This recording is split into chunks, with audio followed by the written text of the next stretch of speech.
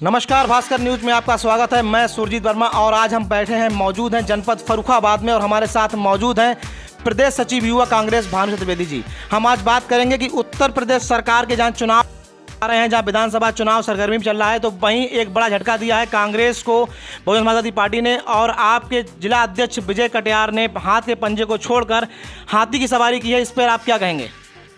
देखिए भाई साहब, सबसे पहले तो ये है कि कल हमारे पूर्व जिलाध्यक्ष जी ने एक आरोप लगाया था हमारी पार्टी पे कि हम उनके साथ उनकी पार्टी में उससे पहले उनके साथ दमन की राजनीति की गई, उनको टिकट का भरोसा दिया गया। तो सबसे पहले तो मैं आपको बताना चाहूँगा कि पार्टी में उनका आवेदन था और उनके साथ कई लोगों का आवेदन था। सारे आवेदनों पर विचार किया गया और जिसमें से सबसे अच्छा उम्मीदवार निकला उसको टिकट दिया गया। और जिलाध्यक्ष होने के नाते उनका दायित्व था कि जो पार्टी का निर्णय हो उसको स्वीकार करके उसको चुनाव लड़ना चाहिए था। उनका मानना यह है कि हर बार लुईस खुर्शीद जी को ही कांग्रेस प्रत्याशी बनाती है, जबकि कई नेता ऐसे हैं कांग्रेस में जिनको मौका मिलना चाहिए उनको कांग्रेस नहीं देती, उनके संग भेदभावपूर्ण रवैया अपनाया जाता है और केवल लुईस खुर्शीद जी को ही सदर विधानसभा से प्रत्याशी बनाया जाता है। इस पर क्या कहेंगे आप?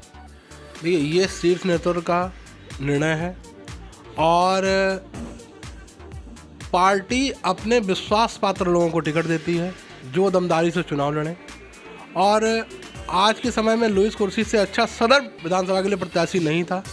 दूसरा सवाल आपसे है हमारा कि जहां पर बात करें फर्रुखाबाद जनपद में 4 विधानसभाएं हैं और केवल कांग्रेस ने अभी तक एक ही विधानसभा के प्रत्याशी का नाम घोषित किया है जो लुईस खुर्शीद जी हैं, सलमान जी की पत्नी हैं। तो क्या 3 प्रत्याशियों का नाम खोलने में अभी तक कांग्रेस को इतनी देरी क्यों लग रही है? इसके बारे में क्या कहेंगे आप? देखिए, सबसे पहले तो ये है कि जो आज की कांग्रेस है, प्रियंका गांधी जी की कांग्रेस है, वो पुरानी कांग्रेस की तरह नहीं है।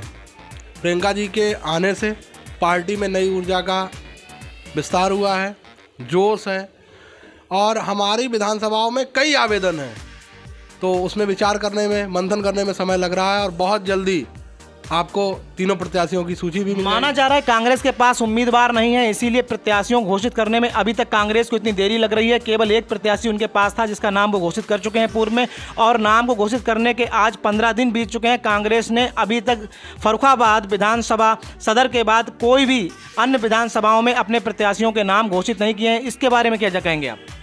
सबसे पहले तो मैं आपकी जब बात का जवाब देता हूँ कि आपने कहा प्रत्याशी नहीं है।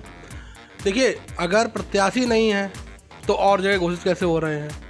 हमारी पार्टी से जो प्रत्याशी आएगा वो साफ छवि का और जिताऊ प्रत्याशी होगा और प्रत्याशी ज़्यादा है, ये आपकी भूल है, प्रत्याशी नहीं है और ज़्यादा होने की वजह से इतना समय लग रहा है। भानु चतुर्वेदी जी का कहना है कि कांग्रेस के पास काफ़ी प्रत्याशियों की एक लंबी लिस्ट है जिस कारण से पार्टी चयन नहीं कर पा रही है कि किस प्रत्याशी को किस विधानसभा से उतारा जाए। तो इस आपका मानना यह है कि अधिक उम्मीदवार आज कांग्रेस के पास हैं, इसीलिए कंफ्यूज है आपकी कांग्रेस कि हम किसको प्रत्याशी बनाएं और किसको प्रत्याशी ना बनाएं? बिल्कुल नहीं, कंफ्यूज बिल्कुल नहीं है, लेकिन मंथन चल रहा है और जिताऊ उम्मीदवार जो होंगे उनको पार्टी मैदान में लाए। चतुर्वेदी जी, जहां एक तरफ भारतीय जनता पार्टी ने अपने तीनों उम्मीदवारों के नाम घोषित कर दिए हैं और तीनों उम्मीदवारों ने विगत दिन में नामांकन भी दाखिल कर दिए हैं और वो डोर टू डोर जाकर जनता से संवाद भी कर रहे हैं, ऐसे में आपको नहीं लग रहा कि कांग्रेस कहीं ना कहीं बहुत लेट हो चुकी है?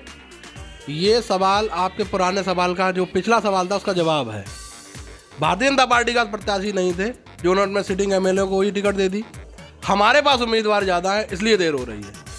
भानु चतुर्वेदी जी का कहना है कि भारतीय जनता पार्टी के पास उम्मीदवारों की लिस्ट नहीं थी, उम्मीदवार नहीं थे, इसीलिए उन्होंने सिटिंग एमएलए पर अपना दाव लगाया है और कांग्रेस के पास एक मोटी लिस्ट है जिसको चयन करने में आज कांग्रेस को देरी लग रही है। और उनका कहना यह भी है कि बहुत जल्द लोगों के बीच में प्रत्याशी कांग्रेस द्वारा उतारे जाएंगे, ये इनका मानना है।